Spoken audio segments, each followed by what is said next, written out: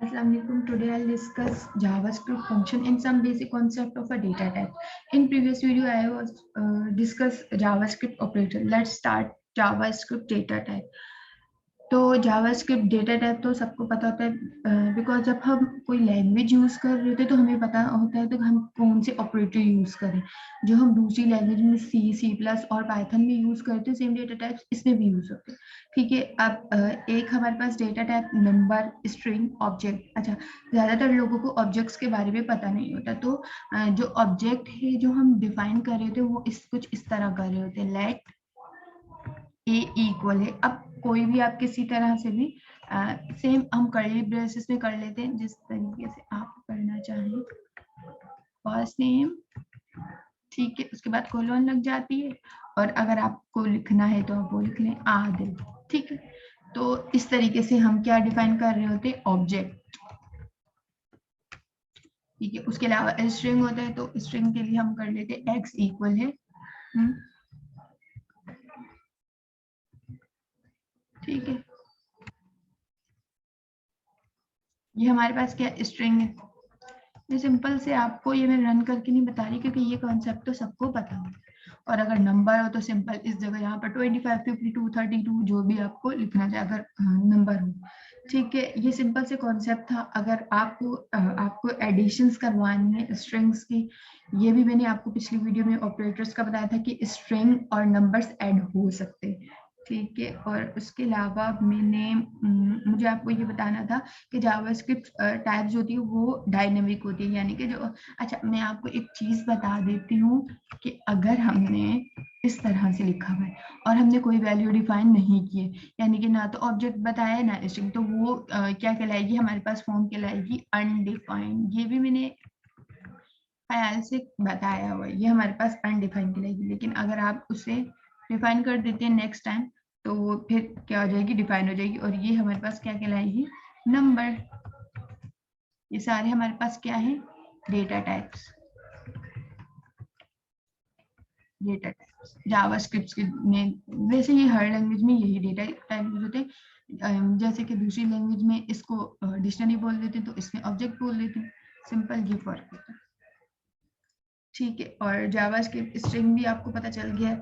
अच्छा, जो हमारे पास ये वीएस की बड़ी मजे की बात है बल्कि जावास्क्रिप्ट की, कि हम जो है अगर फॉर एग्जाम्पल हमारे पास है वी इक्वल है, हम इस तरह से भी इसकी स्ट्रिंग को डिफाइन कर सकते हैं, हेलो। ठीक है, और डबल कोटेशंस में भी कर सकते हैं, लेट वी इक्वल है हेलो। मतलब दोनों तरीके हमारे पास सेम होंगे, सिंगल और डबल कोटेशंस में हम कर सकते हैं, सिंगल कोट में कर सकते हैं और डबल भी कर सकते हैं।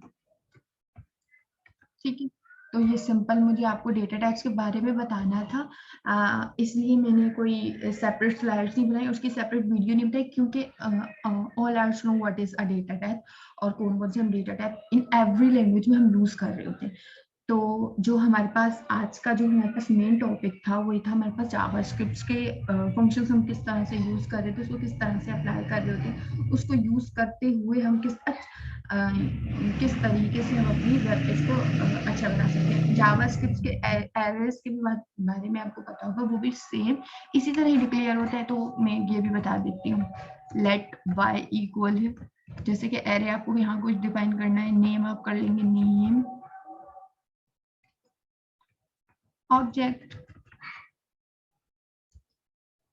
इस तरीके से अगर आपको जो भी करना होगा तो वो हमारे पास क्या कहलाएगा, जावास्क्रिप्ट के एरे होगा।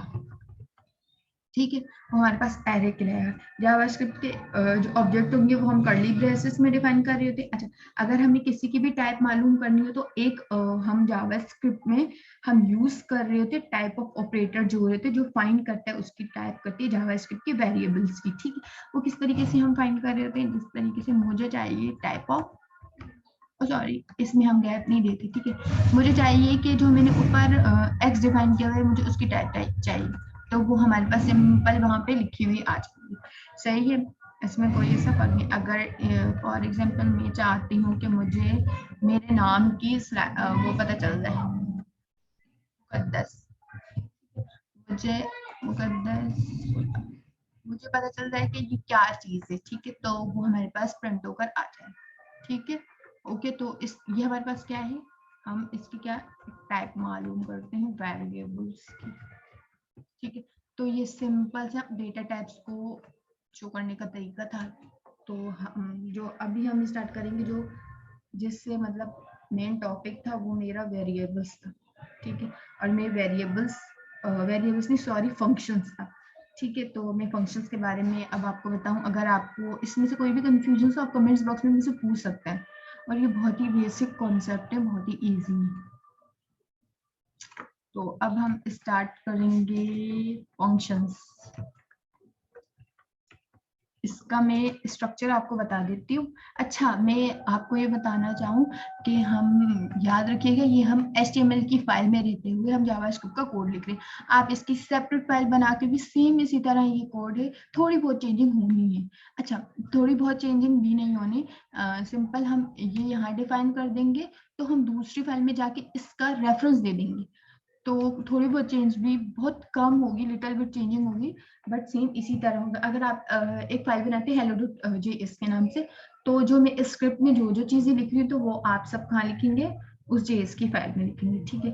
अब मैं आपको इसका स्ट्रक्चर बता देती हूँ फंक्शंस का। फंक्शंस जैसे कि मैं फंक्शंस बताती हूँ, my function, sorry my function लिख लेती हूँ, ठीक है। अब मैं यहाँ डिफाइन कर रही हूँ P1 P2 कोई भी वेरिएबल्स ऑपरेटर, इसको हम बोलते हैं पैरामीटर। क्या बोलते हैं, पैरामीटर। जो भी वैल्यू हम यहाँ पर डिफाइन करेंगे या कुछ भी, तो इसे हम बोलते हैं पैरामीटर। ये स्ट्रक्चर बता रही हूँ किस तरीके से फंक्शन लिखने, आप गौर से देख लें, ठीक। अगर हमें रिटर्न चाहिए P1/P2, ठीक है।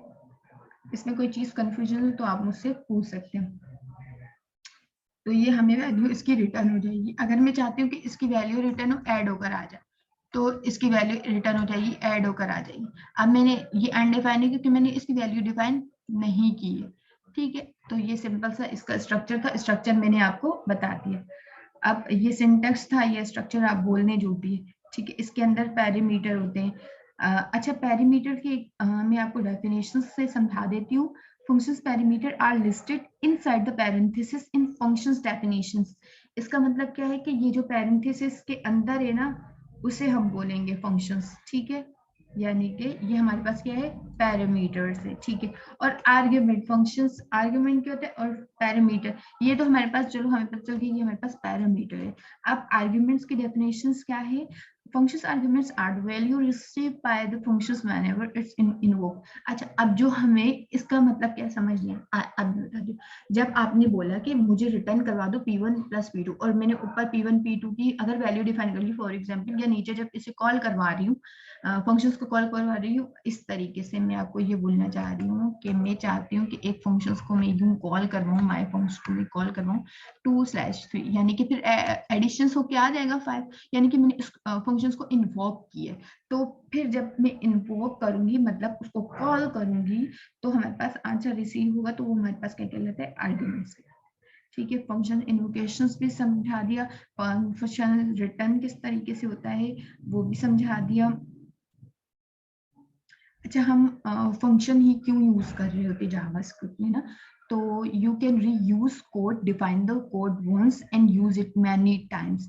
अगर आप अपने कोड को रीयूज करना चाहते हैं तो हम फंक्शंस को यूज करते हैं। सेम कोड हम बार बार यूज कर रहे होते, तो वो इसलिए हम फंक्शन यूज करते हैं। क्यों यूज करते हैं हम फंक्शंस, क्योंकि हम सेम कोड बार बार रीयूज कर रहे होते, तो इसलिए हम फंक्शंस को यूज करते हैं। अच्छा, मैं आपको एक छोटी सी चीज बता रही हूँ। जिस तरीके से फिजिक्स में आप लोगों ने देखा होगा कि कन्वर्ट कर रहे होते हैं हम फ़ारेनहाइट को सेल्सियस में या सेल्सियस को फ़ारेनहाइट में, तो मैं आपको इसमें ये बताऊंगी कि फ़ारेनहाइट को कन्वर्ट किस तरह करेंगे सेल्सियस में, थ्रू फंक्शन से, ठीक है। तो ये तो मैंने आपको बता दिया था कि ये किस तरीके से होना है, ठीक है। अब सिंपल, अगर मैंने ये फंक्शंस मैंने डिफाइन किया हुआ है, आप ये कर सकते हैं, मुझे एक वैल्यू चाहिए, माय फंक्शन, इसमें लिखते हैं फ़ारेनहाइट, ठीक है। ये मैंने सिंपल ये लिख लिया फ़ारेनहाइट, ठीक है। मैंने थोड़ा सा करके लिखा, आप समझ जाएं कि ये फ़ारेनहाइट है, ठीक है। अब क्या करूंगी, मैं फ़ारेनहाइट का फॉर्मूला लिखूंगी, ठीक है। फ़ारेनहाइट का फॉर्मूला अगर आप किसी को नहीं पता, आप गूगल करके चेक कर लीजिएगा, लेकिन आप इसी से भी समझ सकते हैं कि क्या होता है। ठीक है, अब मैं आपको समझाती हूँ। फ़ारेन जो ऊपर मैंने लिखा था वो -32, ये मैं फॉर्मूला लिख रही हूँ, इसमें कोई कंफ्यूजन की कोई बात नहीं। ठीक है, इसमें डॉक्यूमेंट लिखा हुआ है सब, तो मुझे एक्स्ट्रा मेहनत करने की जरूरत नहीं है। एक मैं अब भी नई चीज बताऊंगी, नई चीज नहीं है वो भी आपको पता ही होगी। ठीक है,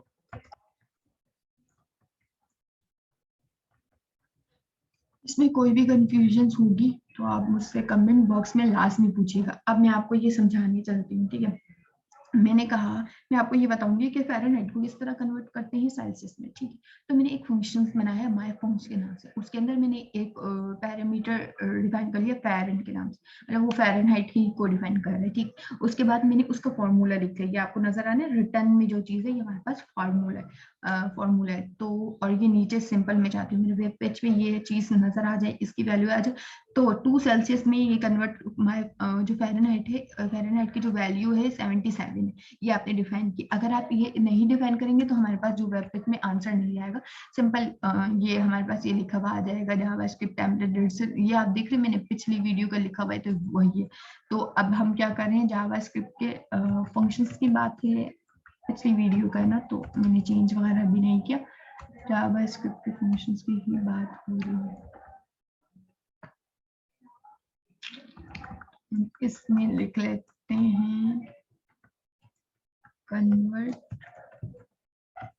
फ़ारेनहाइट टू सेल्सियस, ठीक है।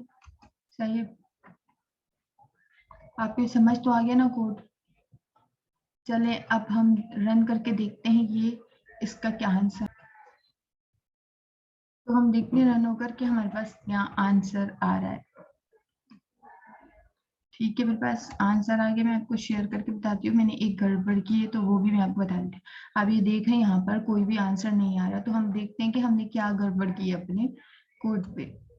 ठीक है, तो हम ये की तरफ चलते हैं। VS को मैं शेयर कर देती हूँ। मैंने फंक्शन आप देख रहे हैं यहाँ पर मैंने फंक्शन बनाया माय फंक्शंस के नाम से, लेकिन मैंने कॉल करवाया किसको, 2 सेल्स। तो इस वजह से ये हमारे पास क्या आ रहा है, रिटर्न नहीं कर रहा। तो हम देखते हैं कि क्या अब आंसर आ रहा है हमारे पास। तो अब मैं शेयर कर देती हूँ, मेरे पास आंसर आ गया। देखिए 25 आ रहा है।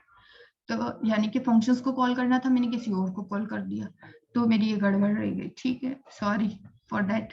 चलें, अब ये तो सिंपल मैंने आपको ये समझाया था कि किस तरीके से कन्वर्ट करते हैं फ़ारेनहाइट को सेल्सियस से, और किस तरीके से हमारा जो ये फंक्शंस होता है वो काम कर रहा होता है। तो हम थोड़ी और एग्जांपल्स की तरफ चलते, ताकि अच्छा ये तो मैंने आपको बताया था किस तरह से फ़ारेनहाइट जो होता है कन्वर्ट होता है। अब सेल्सियस में आप सेम काम इसी तरह कर सकते हैं, सेल्सियस को कन्वर्ट कर सकते हैं फ़ारेनहाइट में। आपको याद रखिए कि इसका फॉर्मूला चेंज है, अगर आप गूगल करके चेक कर ले तो इसका फॉर्मूला चेंज है, उसमें 9/5 हो जाता है, और 32 भी, मतलब फॉर्मूला थोड़ा चेंज हो जाता है।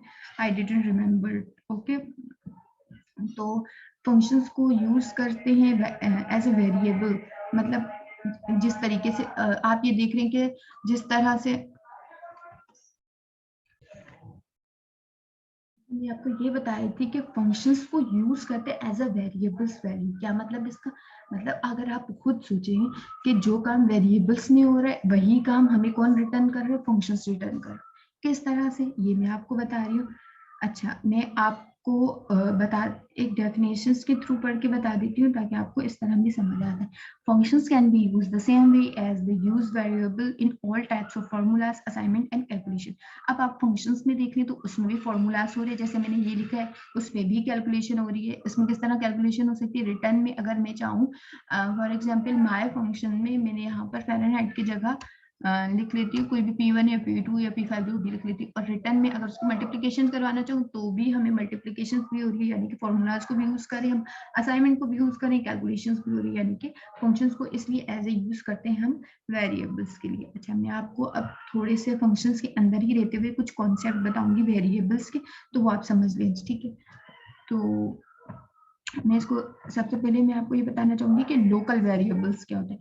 लोकल वेरिएबल्स डिक्लेयर होते हैं हम जो जावास्क्रिप्ट के फंक्शंस में हो रहे हैं, जावास्क्रिप्ट के हम फंक्शंस के में करते हैं। किस तरह करते हैं वो मैं अभी आपको बता रही हूँ, ठीक है। हम इसको रिमूव कर देते हैं। ओके, अब मैं क्या बता रही हूँ आपको, लोकल वेरिएबल। मैं चाहती हूँ मेरे पास एक लोकल वेरिएबल बन जाए। ओके, कार के नाम से ये क्या हमारे पास लोकल, आपको पता है ना लोकल वेरिएबल, लोकल वेरिएबल ये हमारे पास क्या, हमारे पास लोकल वेरिएबल है, ठीक है। लोकल वेरिएबल्स जो होते हैं फंक्शंस के अंदर जो रहते हैं डिफाइन हुए होते हैं, ठीक है। Local variables can only B accessed from with in the function, यानी कि लोकल वेरिएबल को हम फंक्शंस के अंदर से ही एक्सेस कर सकते हैं, फंक्शंस के ऊपर कॉल करके नहीं कर सकते को, ठीक है। ये तो आपको मैंने बता दिया। अच्छा, इसके अलावा कोई भी कॉन्सेप्ट अगर फंक्शन से रिलेटेड अगर आप पूछने हैं या आप अपनी वेब पेज को अच्छा बनाना चाहते हैं, उसके लिए कोई फंक्शंस पूछ रहे हैं और उसमें कोई एरर वगैरह आ रहे हैं, तो आप एसएस लेकर मुझे भेज सकते हैं मेरी आईडी पर ही, तो मैं आपका इंशाल्लाह ज़रूर रिप्लाई करूँगी। अच्छा ये है, तो उसके बाद अगर मुझे ये वैल्यू रिटर्न करवानी है तो सेम एज मैंने आपको ये बताया हुआ है कि यहाँ पर क्या आ जाएगा, एक्स आ जाएगा। तो ये अगर हम अपने वेब पेज पे देखेंगे तो हमें मिल जाएगा कि कार की वैल्यू मिल जाएगी। तो सेम में जिस तरह फंक्शंस काम कर रहा है उसी तरह वेरिएबल्स भी काम करते हैं, इसलिए ये functions use as a variable, तो इसलिए ऐसा जो वर्डिंग होती है वो बोलते हैं। तो मैंने क्या आपको सिंपल कॉन्सेप्ट बताए हैं फंक्शन से रिलेटेड। अगर कुछ भी आपको पूछना हो तो आप पूछ सकते हैं, ठीक है। और ऑब्जेक्ट्स, जो मैंने जावास्क्रिप्ट में ऑब्जेक्ट बताया था कि जिस तरीके से डिक्शनरी डिफाइन हो रही होती है किसी भी लैंग्वेज में, उसी तरह ही ऑब्जेक्ट डिफाइन हो रहा होता है। अगर उसमें भी अगर आपको कुछ भी पूछना है तो आप वो भी पूछ सकते हैं, ठीक है। तो हम नेक्स्ट वीडियो में मिलते हैं। Till then bye bye. अगर आपको मेरी वीडियो अच्छी लगी तो लाइक, सब्सक्राइब एंड शेयर कर दें। Thank you so much.